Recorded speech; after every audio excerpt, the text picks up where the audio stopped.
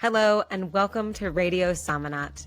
I'm your host, Whitney Dawn Piles, and in each episode, I'll be interviewing inspiring and innovative individuals who are impacting the world through somatics, using the modality we call body-oriented coaching. Each one of my guests is a somanat. That means they're a graduate of the Somatic School, an online educator that trains coaches to be stewards of the body's wisdom.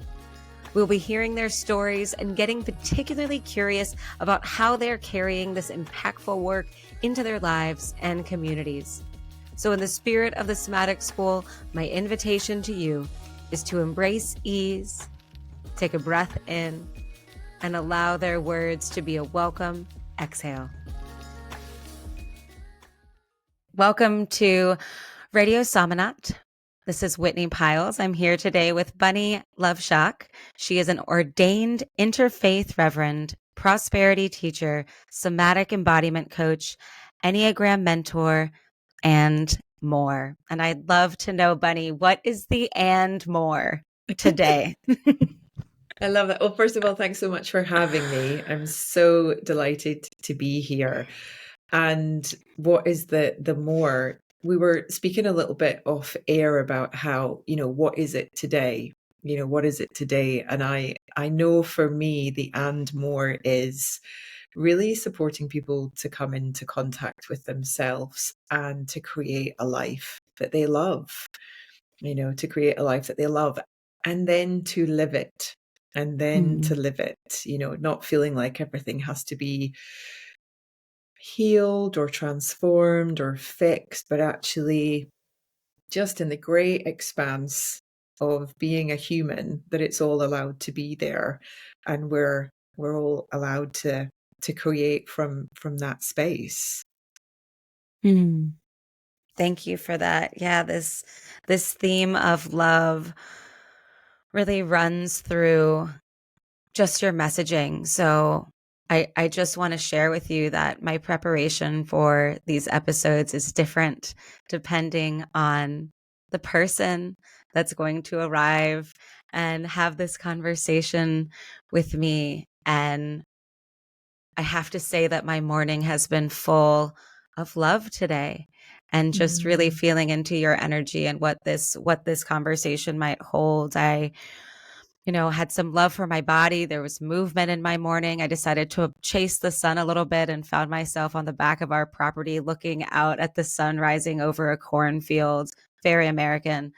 And yeah, just wandered in the woods a little bit, took my time, made some tea. I have a couple hot beverages with me already, but it's just this very slow, loving, intentional morning that I've had.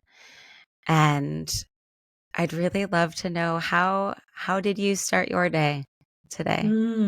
Oh my gosh. Well, we're sort of entering into that, my favorite season, which is autumn. There's lots of reasons that I love autumn. We'll probably talk more about this, but one of them is that I think for a lot of women in midlife, autumn is a forgotten season.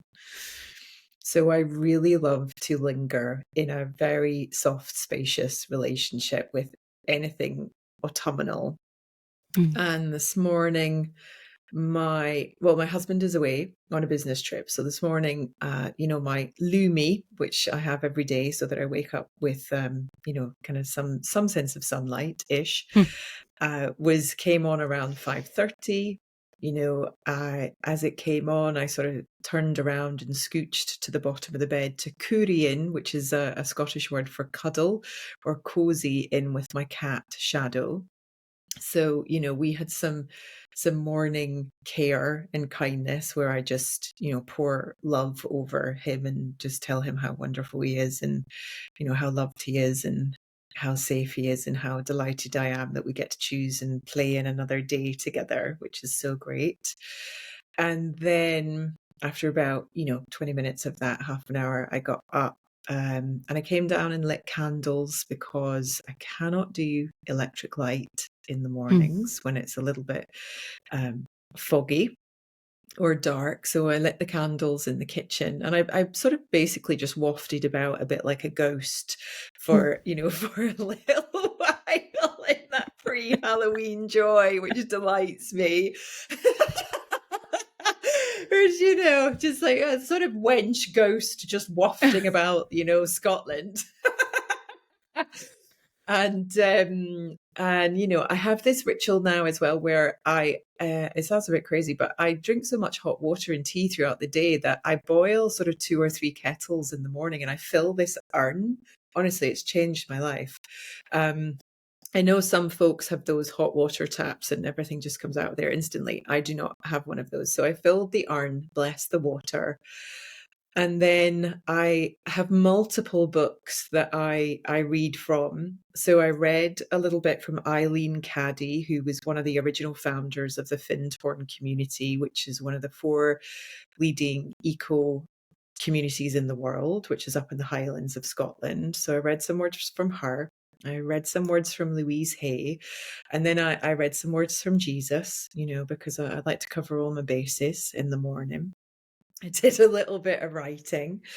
And then I had some breakfast, and then I got ready to train with a personal trainer. And so the day that we're in today was one of my PT mornings. And for me, the gentle, slow, I don't get up early, to be productive. I get up to meet the mystics.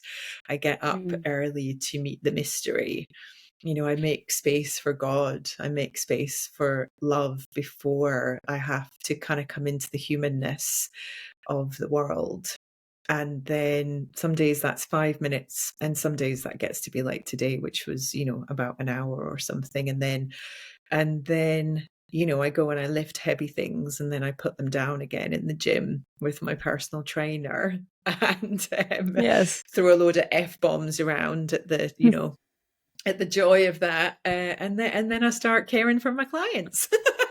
So yeah, that was today. True balance there. A lot of spaciousness and lightness, and then the F-bombs and lifting heavy things. I love the reality and the humanness of that. And yeah, you said something in there, or maybe this is it. So maybe the and more today is a wafting wench ghost. So maybe we add that to the end of those titles I read off at the beginning of this conversation. Totally. Yeah. And to the listeners, if you have not tried that, gift yourself that really allow yourself to romance at least a little bit of your morning. It's just the candlelight for me is really this, it's an elixir into the body. It's something it does for me personally. Light is always so incredible and such a potent medicine.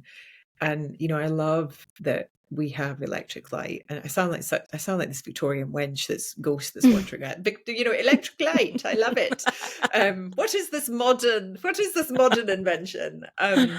But sometimes I just think, there were ways that we used to live and there's reasons that we slept well and didn't need nervous system regulation and could connect with God, spirit, our heart, our soul message, our treasure, and follow our bliss. And so for me, I'm always curious about ways to be in relationship with those things. And I would liken them to re-enchantment, and I would liken them to magic as well.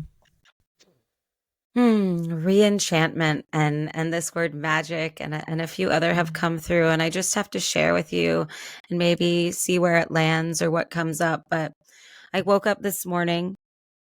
I'm probably 5 hours behind you. So I woke up this morning, and this is really the first structured thing I had today. And I woke up with these words on my lips or on my heart. And so I'm just going to put them out here and see what comes. But they were myth, mystery, meaning, magic, metaphor, and then a little bit later, matriarchy. And so a lot of alliteration there.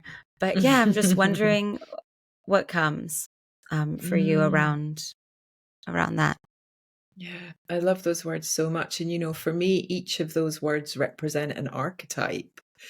Each of those words represent an aspect, really in a way, of what it is to be human, and, to be 100% human, and to be 100% divine, and to be in the relationship with the seen and the unseen, which is certainly how I've always lived, in the betwixt and the between, and in the capacity for sensing as I've called them since I was a child, actually, the glimmers or the sparkles or these little power jolts that we might experience. And of course, yeah, they're to see behind, ultimately, the trick. It's like, if we knew how everything worked, there wouldn't be any mystery.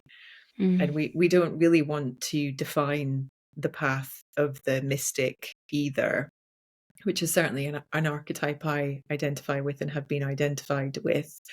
But yeah, there's just, in amongst all of that beautiful alliteration, it feels to me that, yeah, there's space for love, there's space for grace, there's space for presence, compassion for the self, and an ongoing relationship with the great mystery of what the hell we're all doing out here. Like, really, we're all making it up as we go along.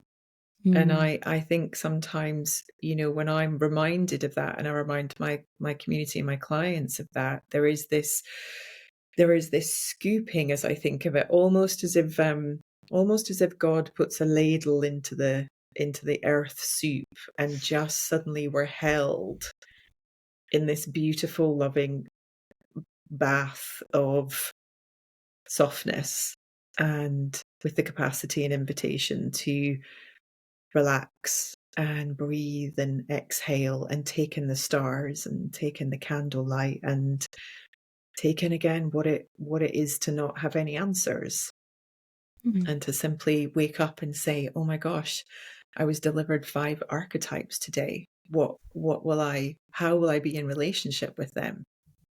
What will come of this? Let's find out. Yeah. I love it. Feels like there's this relationship building with the unknown and with the present moment that I think feels really counter to a lot of the messaging we're given, specifically in the Western world. There's this big fear of the unknown. And so we have all of these systems and tendencies around control and making things happen rather than allowing things to come. And so I'm wondering, yeah, as you work with clients, this relationship with the unknown that I'm really hearing in what you're sharing, how does that play into how you work with your clients and how you walk with them on their journeys? Without it sounding like a Spice Girls song, for Please let it. for me, it's that repeating question of, what do you want? What do you really want? And then, what do you really, really want? No. And by the time, once the head center, so from the 3 centers perspective, what do you want? The head will always tell us something, right? She's always the mind, that we think lives in the brain, in the head area, this one sort of organ that does so much of us, that's really overtaxed. It will be like, okay, well, I definitely want these things. But then, in the conversation and the work, for me, there's this, it's sort of like being the clay and the water, and being the potter's wheel and the potter. So for me, there is this pouring of water over and into a client, this spiritual hydration, this connection of more juiciness in the joints, this invitation to relax the belly and breathe, and then, to drop into the heart, to come into the heart space. And you can feel that, right? There's a tenderness there, and I'm really interested in hanging out at the sweetness at the bottom of the heart. And so in that space, bearing in mind a lot of people, again, they live in their head and they live in their shoulders, and often there's a disembodiment that's occurring, to then say, okay, so what do you really want? And then allowing the pause, allowing the space, which for a lot of people, they might never have had a conversation where somebody isn't trying to fill the gap or the silence or the space. So that pause can be awkward, beautiful, vulnerable, tentative, sweet. And then from there, it's really easy to kind of take that soul elevator, as I think of it, down into the hara, into the third center, the danjin, or the ungendered womb space. And it would say, okay, so what do you really, really want? And then, you're answering from the legs, you're answering from the feet, you're kind of sensing and feeling a connection into the ground. We begin to be able to sense ourselves perhaps also as nature, as opposed to being separate from nature. And so then maybe the earth also gets to speak through us in what we want. And more often than not, the two things that come to mind are people say they want to experience more love, bearing in mind they might have come to me to be like, I want a 7-figure business plan, let's go. And we can't do that until we discover what the truth of the soul is. Or, as is very often the way too, they might say, I really want a relationship with God. I feel like God is sort of knocking on my heart, and I've had experiences in the past that have frightened me. I don't consider myself religious, which, by the way, neither do I, even as a reverend. And so then there gets to be, for me, God and love are really the same archetype. They're the same archetype, and so then, okay, what is then? There's this space of, all right, well, let's romance our way into those relationships. Let's love ourselves into those relationships. Let's create practices that feel like delicious devotions, and not that, you have to be so formal in your conversation. And very often as well, there's a poem, that I wrote that I think sort of sums up all of the work in a way, which was, that,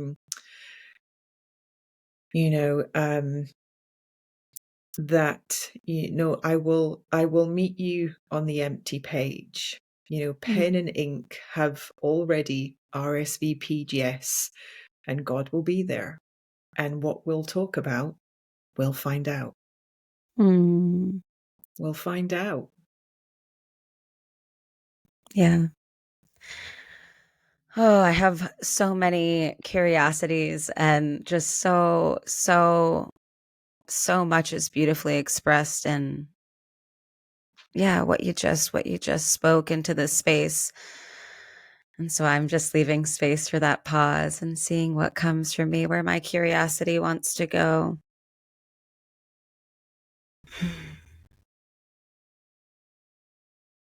Yeah, there it is. So, yeah, in talking about working with clients and people coming to you for a variety of reasons, wanting to build a deeper relationship with themselves or with God, wanting to build a 7-figure business. It sounds like there's just a whole variety of, places that people are at when they find you. And I think my curiosity is around, who do you really love to work with? Where are they at? What is the commonality between the people who are finding you and that you're working with as clients? For me, and again, in the day that we're in, it's really working with, again, it's another archetype, but of the initiated woman in particular, or the initiated person. And from an archetypal perspective, we have, well, from a Marion Woodman, who's part of my lineage, she expressed, it wasn't like me, she looked into where autumn was, and she came up with this archetype, this idea of, it's called the pregnant virgin, so that we would go maiden, mother, virgin, crone. Now, when you're in midlife, I'm currently 46, and so we've got all the delights of, perimenopause is probably around, second spring is coming. There's this invitation into real, true, connected, extraordinary power. And by that, I mean space. I really mean space and love, and knowing what your holy yes is, and also knowing what your holy no is, and having a relationship with spirit in the way that you want to have that relationship with. So for me, really, when you meet an initiated woman, that she's done a lot of work already. There's been a lot of introspection, but there's also been a lot of action taking. There's a real sense of self-awareness. She's not looking to be rescued or mothered. She's not looking to be coddled in any way. She's very much in her wholeness and has authority and agency of herself and her body. It's very likely as well that there will have been, a variety of lived things, as there can only be in that season of life. But, she may well be in partnership. She may well have gone through a divorce. It's very interesting as well how many women that I work with are post breast cancer, which is very related to the heart and very related to heartbreak as well. So there will have been these extraordinarily, at times, challenging rites of passage that supported a person to really choose themselves. And this is what it is to be an initiated woman or an initiated person, is that we wake up every day and we choose ourselves. We wake up every day and we have a healthy ego. The ego is really well developed in a beautiful, necessary partnership with the soul and with the body. And then there's this sense of, often but not always, very much, from a variety of different perspectives, but this sense of this second part of life, and this sense of not being able to do life as it has been lived before. And so then how do we connect with the dream related to that? How do we connect with the resource related to that? And how do we begin to live that life? Again, in a way that is practicing and is not defined by any one path, because everybody's path will be different depending upon where they're at. But really, there being this sense of relaxation in the system, almost actually in truth, to a point that we're not really even working somatically, because the person is in a embodied state of regulation and doesn't rely or depend on intervention. Because obviously, if we're relying and depending on intervention, then the body is never in a state of regulation or harmony.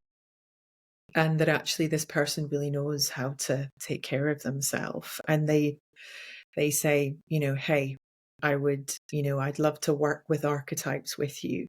I keep dreaming about this. A lot of my work is about dream interpretation, archetype interpretation. It's the path really of the shaman. How do we decipher what God is telling us? How do we decipher 98% of the subconscious, which is saying, hey, you've got all of the wisdom. And then again, how do we drop into those other centers? How do we feel curious enough to truly live from the sweetness at the bottom of the heart, or to soften the back of the heart, and to de-armor around, and for me as well, it's always really about a willingness to return to innocence, which is different, I think, than surrender. we hear this a lot, from a Buddhist perspective, we are very trained in hearing the words of, surrender, meditate into it, hand it over. But for a lot of people that doesn't really make any sense. But there's this sweetness that occurs through the archetype of the inner child, that when we co-create a love letter from innocence to the inner child, reminding, especially every woman, this is really important, that actually every woman is innocent, and that we were always innocent, even when experiences were incredibly challenging, or there was some form of interruption of peace which had a knock-on effect. And when we come into that place of innocence, there starts to be a little bit more capacity for playfulness. There starts to be a little bit more capacity for what we might consider whimsy, wonder, magic, creativity, connection, imagination. We kind of start to, from coming all the way down into the belly and the legs, it's like then the brain starts to fire up all the creative zones, and so then suddenly there gets to be this sort of dance party in the brain where everything fires up. And then we're like, all right, well, let's, okay, another idea or another idea or another idea. And we go as big and as big and as big and as big and as big as we can. And then we just choose a thread and then follow it and follow it. And, that is, those are the people that I love to work with, that they've lived. And like me, you just kind of reach a point where you've got to put the sword down and live a little bit differently. I love the imagery of putting the sword down and the de-armoring. I feel like that is so, it's so resonant for me, kind of approaching that midlife, just before it. And I think that de-armoring and putting the sword down is potentially really resonant for a lot of people. Just in my conversations and in preparation for this podcast. So, the thread here is that we're all Somanats. We're all graduates of the Somatic School. And so my own experience with the Somatic School, I've been working for the Somatic School, so relationships within that context. My cohort that I journeyed with, we completed in April of 2022. So those relationships, and then in preparation for this podcast, really talking to a lot of inspiring people, and many of those conversations will become public soon enough. But really noticing this thread of the personal exhaustion and burnout, and there being this journey that feels, I'm not going to use the word universal, but I just feel like I've heard this thread in many of the conversations I've had, that I just couldn't, and my body just couldn't anymore. And so there's something about this de-armoring and putting the sword down. I feel like that sword up, armor on. That's us fighting the burnout, pushing through, exhausting ourselves, and just this decision to put that down leads to whatever this next chapter is, whatever spaciousness is intended for us, so that we can invite in what's next, a different way of being and living, experiencing life. And so that feels really, I feel like you're touching on that, something that's just, we need. We need. It's I'm hearing it so often, and I think that especially in this work, it can feel like I'm understanding something, I'm knowing something, I'm perceiving something, I'm noticing something in myself, and a change within myself, and a desire within myself to live differently. And then we get into conversation with one another, and we realize that experience, we're not alone in it, that other people are having a similar experience and wanting to put the sword down. Yeah. And you know what's coming to me as you're speaking there as well is it's, you know, this for sure the sort of umbrella category of burnout is there. And there's also for me, there's a lack of myth and mystery.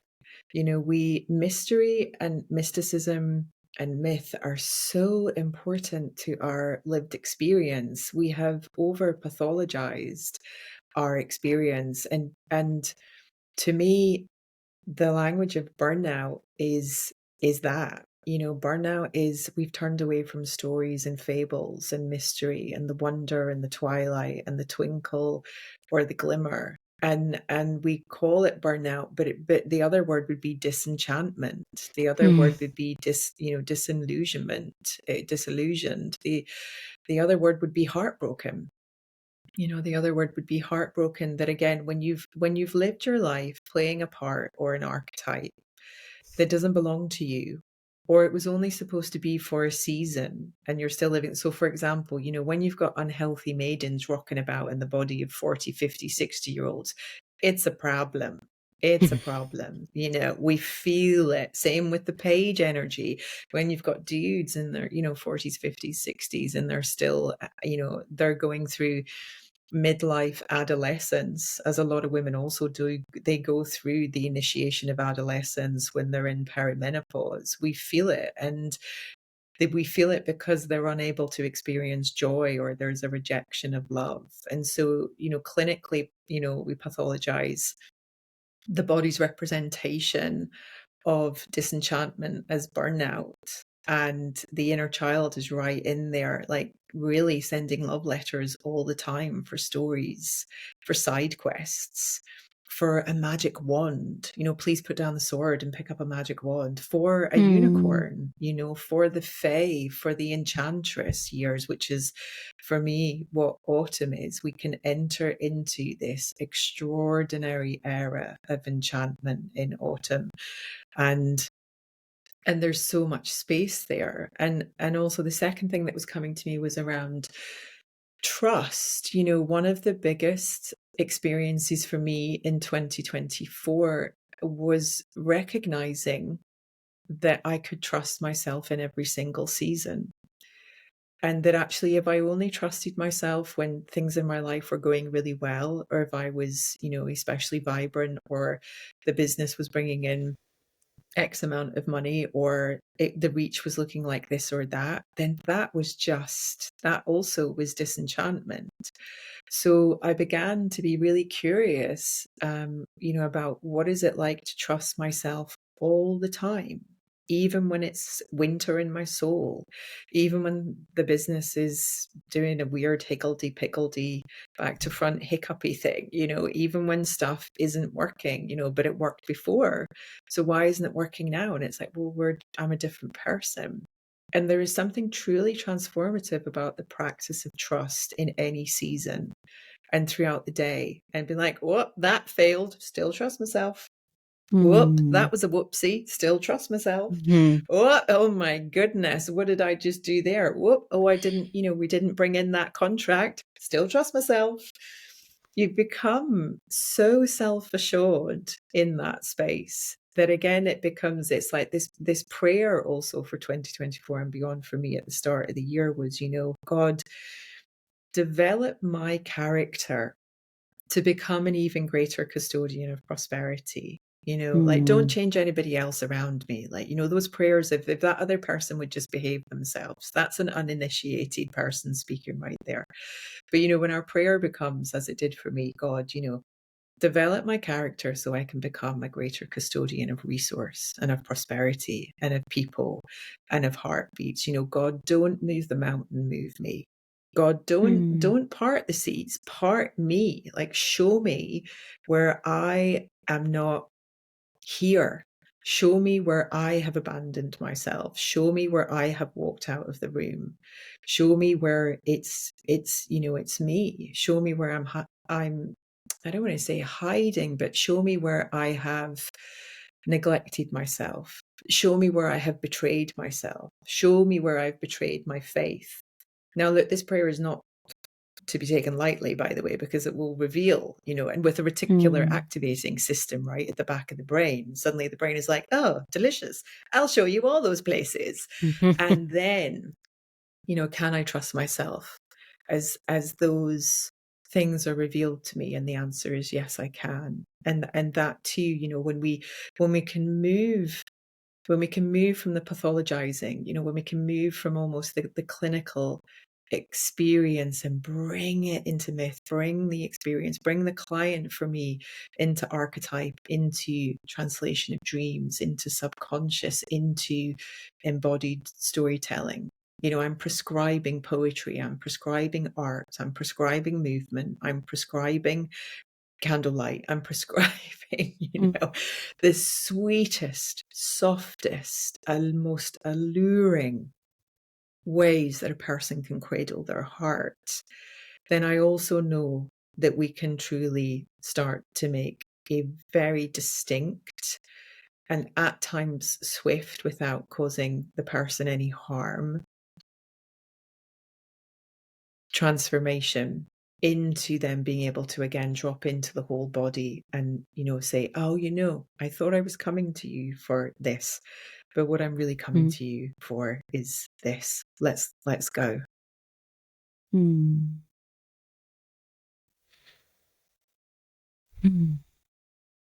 Yeah, just receiving that, just this I read something that you wrote somewhere. I'm pretty sure it was quite a while ago on the Somatic School community platform. I think that I went all the way back to your introducing yourself when you joined that program.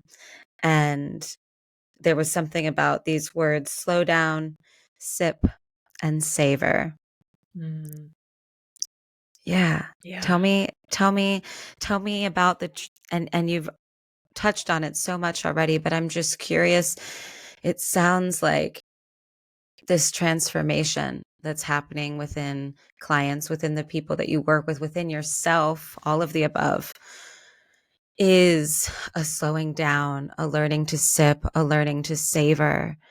And yeah, what does that do for us as human beings to embrace this different pace that I think can feel really, really foreign, feel really foreign in this very, very fast paced world that it seems we're living in. It was about in 2017, I was living out in Santa Monica in LA for a while. And I had this day where I call it my chin. My chin was leading, my chin was leading everywhere. Everything was fast, moving. I was moving so quickly, I'd gone for a run and I don't run, and all these things were happening. It was like my feet, everything just sort of had to move. And then I went for breakfast to this place that I'd been really desperate to go to, and it wasn't great. And so I was really, kind of frowny, and my chin was leading, and I came powering out of this hotel and kind of whipped around the corner. And then from across the road, this guy who I would say does not live in the formal housing situation. So, we might consider that a homeless person, but, he has a home. Everyone always does. And he yelled from across like 6 lanes or something, 4 lanes of traffic, "Hey, lady, where are you going in such a hurry?" And I stopped dead in my tracks and I yelled back, "I don't know." And he yelled back, "So stop." And I just looked at him and he shrugged and held his hands up. And that to me was God. That to me was love. And I was like, where am I going? Where am I going?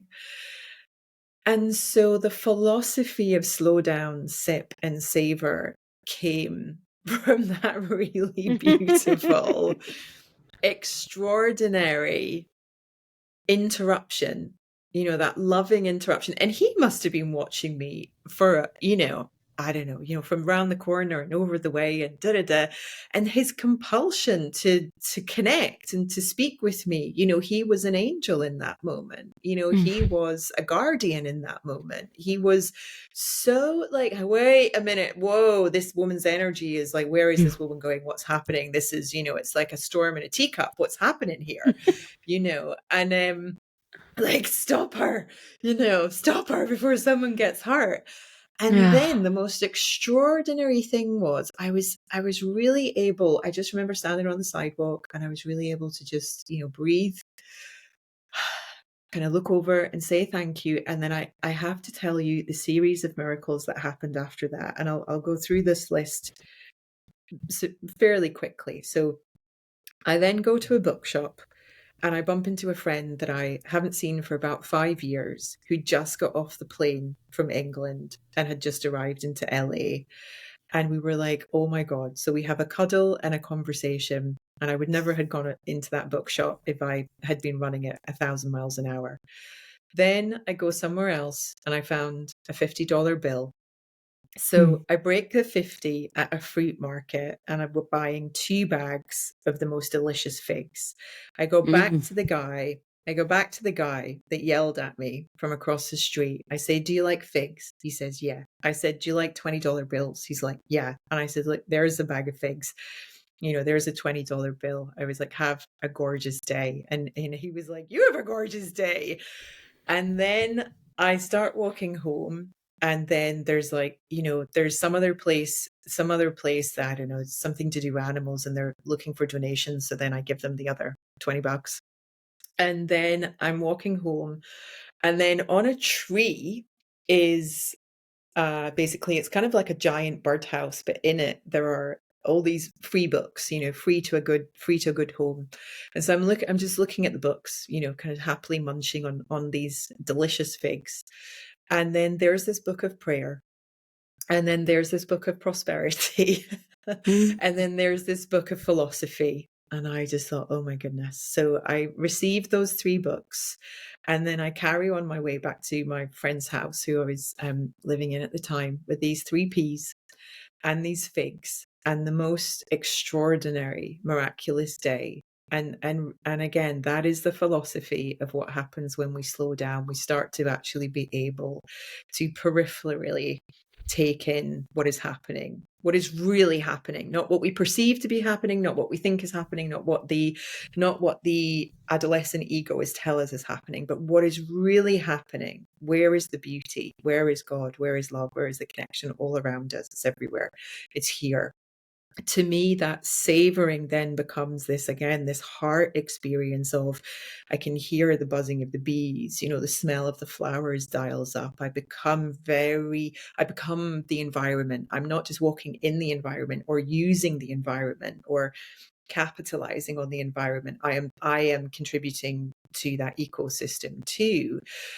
And then the sipping is to know that as a human, in this human body, that I really have to sip on God, because otherwise it might just be a little bit too much, and that actually you can kind of get, I call them joy hangovers, sometimes where again, we just sip really consistently on the good stuff, just as we do with water, throughout the whole day.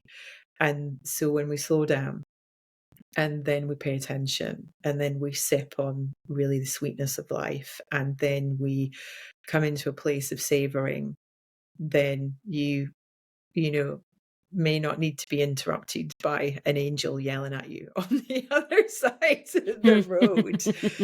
But you might really begin to notice that actually your soul and God and the luminaries of the sky and so many different parts are really co-creating, and they are leaving treasure and clues and bounty and all sorts of opportunities actually to also fill your hands with with other things, so that you can put the sword down. Because if it's like, if you've got 2 empty hands, love can really land there. But if you've got a dagger and a sword in each hand, it's really difficult to put anything else in there. And the arms and the hands are the extension of our heart. So for me, that was one of the many, many ways that life has shown me that she loves me. Like, life really loves me. I know how much life loves me. I know how much God loves me. I know how much love loves me, because I love them in just as many ways. And it's an extraordinary thing, again, through archetype, through dreaming, through storytelling, through mystery, really what we can start to live and create in the world. Funny. This is the second time this is only the third recording I've done, but this is the second time the archetypal stranger has entered the conversation as this guide or guidepost, or just pivoting force. And I love that. And I'm reminded of a quote that's really impacted me. I don't remember who said it. I'm going to have to look so I can credit it after this conversation, but it is from a different podcast that I used to listen to. And the guest on this podcast, I had just wrapped up 6 months of traveling across the US in a camper, in a very small camper van, not one of these fancy ones we see on Instagram, a very, very basic camper van. But my husband and I traveled for 6 months, and we had just landed on our feet in West Michigan, where we lived for a few years. And I listened to this podcast, and I had just experienced so much of what you're talking about. And this quote that I heard on this podcast was, when we break the web of quotidian reality, synchronicities fly in. And so when we step out of, I think, maybe what's expected of us, what we think we should be doing, leading with our chin, which I totally relate to, as you said, when either we can break that, or there is that archetypal stranger or some experience that pulls us out of that, that's where we are leaving space for magic, for mystery, for what we're meant to know, for opportunities to make meaning. And just the space to slow down and listen to that is so incredibly powerful. I mean, I think it's definitely had a hand in my own evolution and life, and where I find myself in this moment, talking to you, feeling really aligned in this particular window of my work. So thank you for bringing that story. And I just really love this this following that, and what is the word that wants to come? Immersing in that magic and that mystery, and in the unknown, and in the following. And this word that is familiar to you, that I've definitely wanted to bring into this conversation, of bliss, that following bliss. I'd love to go there. Our timing for this conversation is around an event that will have happened by the time this is released, but the Somatic School is having an embodied business symposium that you are speaking at. And the title of your talk is Follow Your Business Bliss on the Path to Prosperity. And just that title and what comes for me feels so similar to what you're expressing about your own journey of just creating that space, slowing down, and following those little breadcrumbs as to what you're meant to know. And yeah, I'm just curious about this talk, and curious about this idea that you've just shared of creating space for magic, and where that creating space for magic intersects with the business side of things, and prosperity, and calling that in. For me, the philosophy, behind that, to follow our bliss, it's probably important to speak to that a little bit as well, is, in Joseph Campbell's work, for example, so Joseph Campbell became aware of the hero's journey. And, Joseph studied myth and and folklore and storytelling from all over the world, and recognized that really there were these three. There are many more within these three phases, but essentially there's the invitation, there's the initiation, and there's the return. And following our bliss just makes that whole journey, the archetypal hero journey, much more joyful, much more enjoyable. From the yang perspective, Campbell's work is very much about, going out into the world to find it.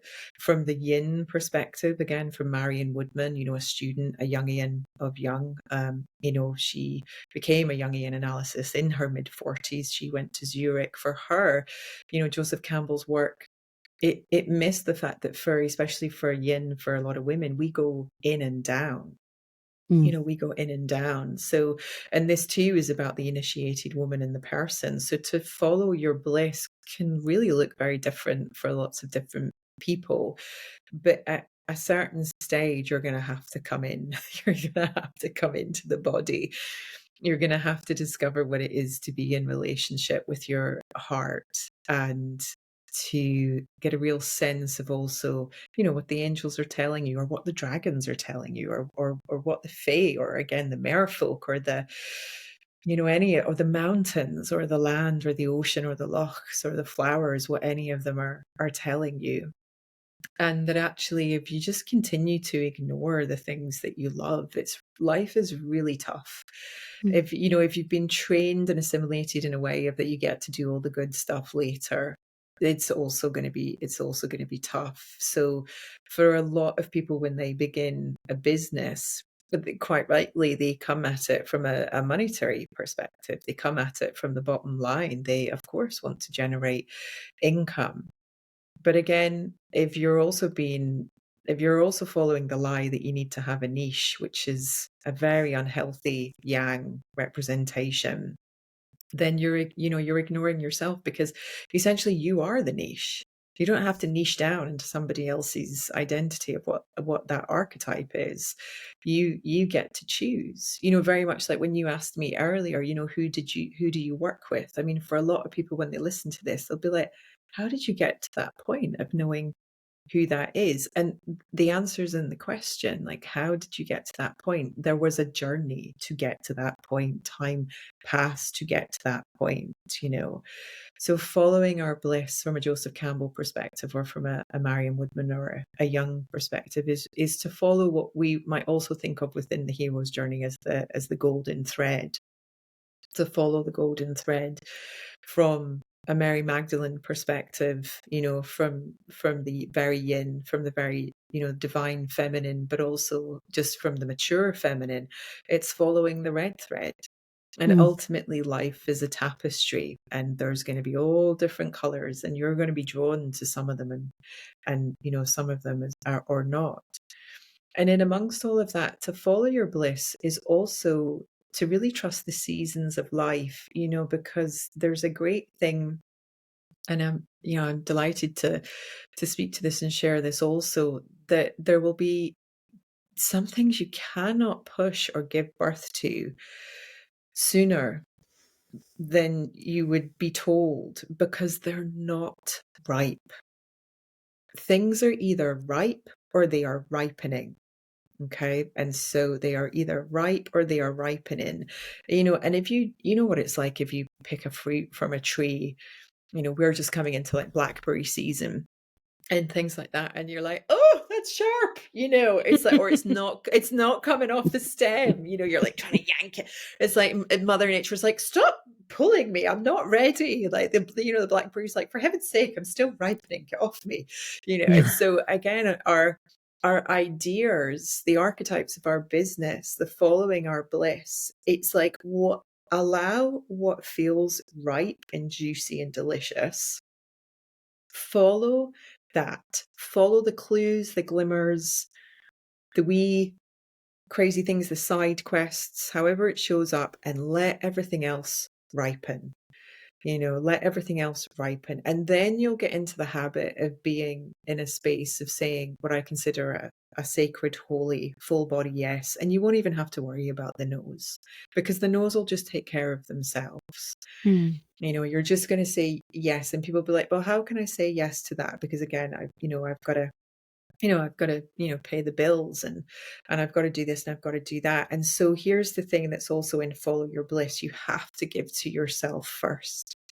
A great woman I know, Alison Bird, I heard her speaking about entrepreneurship recently. And she said, as entrepreneurs, part of that archetype is absolutely to make money, but we've got to keep the lights on in our own house, i.e. pay the bills, before we start giving the light away for free to other people. So again, you've got to get the foundations in. You have to design the house or the business. You get to choose and expand it, or sometimes, in my experience, deconstruct it, or maybe God deconstructs it for you. And because you're being invited higher. And also, if you can get to a place and where self-worth isn't even a conversation. Like, in the truth be told, where I am now and how I live, I have no concept of worth. What is that? I don't even know what that means anymore. If you were to say to me, do you have self-worth? I would be like, where does it live? What is it? What does it mean? Why do I need it? What is it? It's something that was created by capitalism. It's something that was created to keep a lot of people oppressed. It's something that was created to dominate. Like, nobody needs self-worth. We really don't. When you're coming from a place of love, it's all coded in there anyway. So as an entrepreneur, you've got to keep your own lights on. You've got to have, things in the fridge which feed your tummy, books on the shelf that feed your soul. And then as you create and as you galvanize your identity, as you know the archetypes that you're working with, as you know the people that you're helping, as you notice repeated patterns in your work, in your being, the things that you can talk about forever and never tire of. And then you create systems, and we have systems. And once you get those systems in place, and once you're comfortable, then yes, that's when you can start to give other things away. And that's a kind of glimmer into that path of prosperity too, is that we often think we've got to give everything away up front. But actually, if you allow prosperity to take care of you, she really will. And, it's not just financial, it's, spiritual, creativity, it's relationships, it's bliss, it's prosperity is an extraordinary archetype to co-create with. And for me, they're really majestic archetypes as well. They invite us again into this space of actually really sitting a little bit taller, because then, our bodies are open, we're not slumping, which I love a good slump, but actually there is an invitation from bliss and from prosperity that is like, actually, we can be relaxed in how we're paying attention.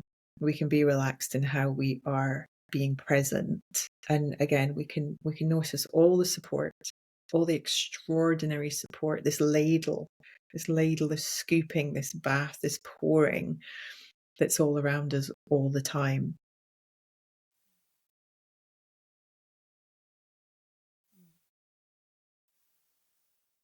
Yeah, I have this image as you were speaking. This image came through of a fire, and just stoking the embers, fanning the flame, noticing where that light is coming from, and then doing what you can do to help it grow, help it grow and create warmth and light. And so I just want to thank you for that image. And in I feel like I'm being reminded of in this moment of what brings light to my world, and where I feel inspiration myself as an entrepreneur. And really so much of that inspiration comes from peers and from other voices and from other individuals in this community, yourself included. And not so much as prep for this conversation, but just because I wanted to, I actually listened to your podcast, and an interview you did with Craig, who facilitates the organic intelligence labs for the Somatic school. And I really could not even tell you the words or what I heard you talking about or even what happened, but I was left with this feeling of lightness and of spaciousness and of hope for a different way of relating to one another, one that allows for unfolding and for discovering both what's within us and also discovering what light another person has inside of them and what stokes their fire, and just this desire to create spaces for that, for inspiration through conversation and through connection. And it really feels like that's what you're doing with your podcast. And so I am curious about, yeah, where that fits into the work that you do in the world and why you chose this type of space for yourself as a facilitator and as a coach and speaker. Why podcasting? For me, it's as almost as a again another archetype, but as a channel, as I would think of myself at times. There's often wisdom that comes through only by being spoken. And I know a lot of people can relate to that and I write a lot too. But there's really something powerful again in the exercising of the voice and the exercising of speaking whatever it is that feels really true for you. And that's what Whiskey Made Woman, my podcast, is all about. It's really raw. It's completely unedited. I, make mistakes and fluff and laugh at my ridiculousness as a human all the time. And actually that's what people really love about it, is the fact that, it's a real person. It's a real person. And it sometimes for me as well, when I'm writing or inviting, we might think of it as sales copy in a way. I get so into the teaching.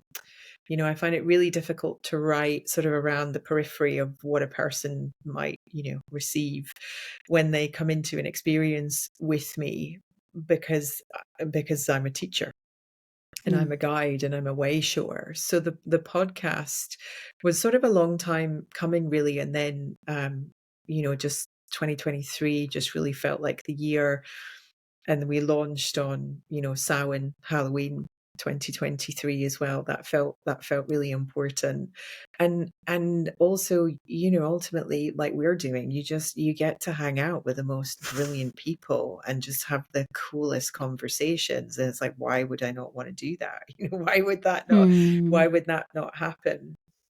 And for me too, there's something in my voice that is a soul balm for people. It's a healing, it's a transformation. They can be coded, to slow down, to sip and to savor. And so it really helped me move, kind of what was in my heart from a chakra perspective, into that higher heart, and then into the throat, and then out, kind of out through the mouth, which is also a midlife thing, because we get to evolve into, again, being the magician. And so we get to really speak, again, what's in the bones of us, what's in the experience of us. And I talk about everything, as a reverend, I'm dealing with all facets of life, from ceremony and love and initiation and rites of passage, but also a lot of death, a lot of end of life, a lot of completions. And being able to have a podcast episode which is really raw and honest, and say, hey, when people die, don't say I'm sorry. How about saying that is the shittest, weirdest, saddest thing that could have happened. I'm going to make you a cup of tea. Then we're maybe going to listen to some thrash metal. I don't know, whatever your thing is. And, and we're just going to be weird for as long as you need to be weird. And no, I'm not bringing you a casserole. It's about, again, the humanness of when and how we truly, again, from a mystical and a physical perspective, want to be met. And so that, you know, the podcast has been and continues to be, this cauldron, this place also of experimentation. And as somebody who has many, many ideas all the time and wants to do all the things, I can tell you there's probably 1 million ideas that are in the podcast that will never ripen, but I got to speak them aloud and share them and say, yeah, no, that never came to anything. Yeah, no, I never did anything about that. Did I say that? I completely forgot about that. Was that me? I don't know who I am. I was a totally different woman. That was, you know, that was this morning. And that's what it is to be alive, you know, that again, that's what it is to really know who you are, you know. And people, it's incredible, people will quote things and share things and I'll be like, I don't know what you're talking about, but I'm delighted you connected with it because I can't remember saying it. And you know, that's the channel archetype, that's being in flow, that's this trust. That's this trust in this space and the betwixt and the between. It's the allowing the ego to settle. It's allowing what is ripe to come forward. And it's inviting a relationship. Podcasting is about relationships, you know, and if anyone's out there who's thinking about starting a podcast and hasn't, the number one thing I will tell you is that if you're in the business of podcasts, you're in the business of relationships. If you are in any business, you are in the business of relationships, and everything else just doesn't cut it, you know. So it's like, if you really have something to say, then podcasting is a beautiful way to be able to say that and to give space to people that don't live or look or sound like you. You know, that's really my priority, is to show the world that, you know, Whiskey Made Woman is about the fire, you know, it is about the hearth keepers, it's about the love and the darkness, the underworld that shapes us. And I mean, I wouldn't know how to shy away from any of those themes because I've always been that way. But for me, it's the mysteries of all of life have a place, and I just want to talk to as many people that are living in as many different ways as possible, to honor them and to guide them, and even easier than that, just to hang out, you know, just to hang out and have a really great time. Because people are wonderful and People are delightful. wonderful. Oh gosh, Yeah. of course I resonate with all of that, being in this season of my own life with this podcast having just begun. I'd love to know, so you kind of spoke to if someone's thinking of starting a podcast, but zooming out a little bit, assuming the listeners, or many of the listeners that are hearing this conversation right now, are maybe coaches or some other kind of practitioner, facilitator, helping professional. And if you could leave them with a motto or a mantra or even a question to ask themselves, what would it be in this moment? I would offer, you know, what's alive in you right now, you know, from this conversation, from this connection, from this hello. What's alive in you right now? What's asking for connection? What's inviting relationship? And don't rush to answer that. You know, maybe have a conversation at some point with someone else and say, hey, I listened to this podcast. And at the end, you know, Bunny asked me what's alive in me. And actually, I just wanted to be able to speak that into the space, and then ask the other person, what's alive for you? You know, I think it's so, again, and it's because it is a heart-led conversation. Your head cannot answer that, but your mysticism will. And then you will receive all sorts of goodies from there. And it's also a great way for you to start every client conversation, which is what I do. I start every session with what's alive for you. And then again, we'll drop from the head, we'll drop into the heart, and we'll drop into the heart. And what's alive for you will deepen and evolve, and it will ripen in front of you. And, you know, and that's all we need to do, is be a person that can hold the space for another person to be witnessed and to be heard And that aliveness really just, like from an organics intelligence perspective, our aliveness, when we point it at the right things, it just takes care of itself, and we don't have to have any intervention. We're pretty cool that way. We are We're dialed up for, we are very cool. We're dialed pretty for, cool. we're dialed up for goodness and for glory. It's all here.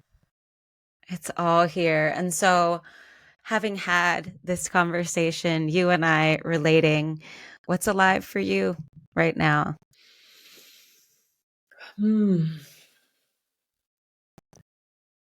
Just how much I love having these conversations.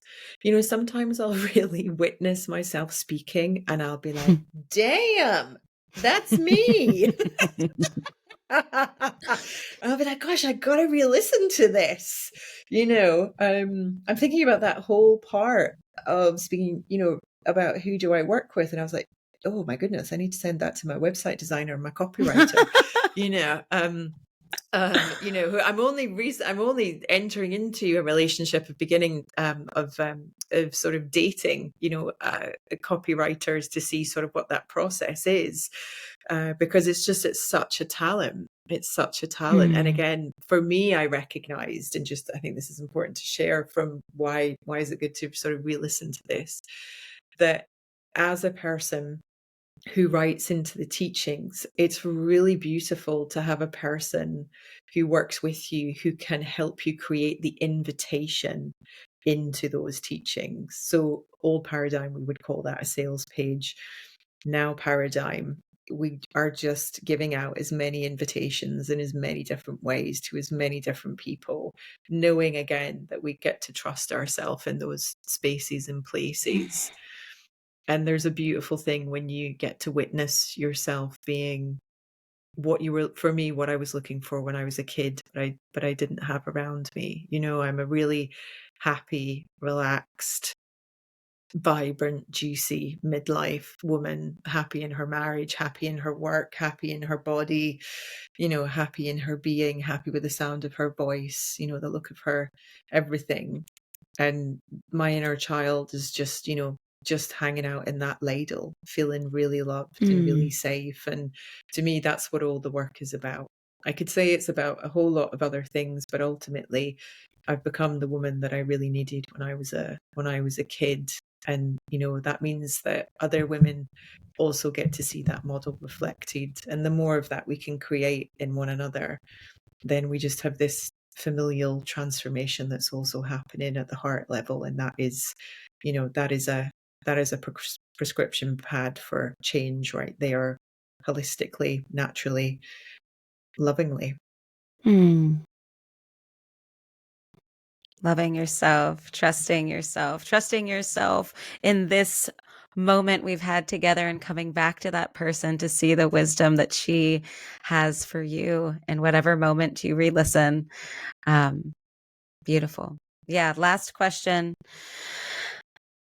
So you have space for a one-song dance party between clients. What song today are you listening to? Oh, that's a great question.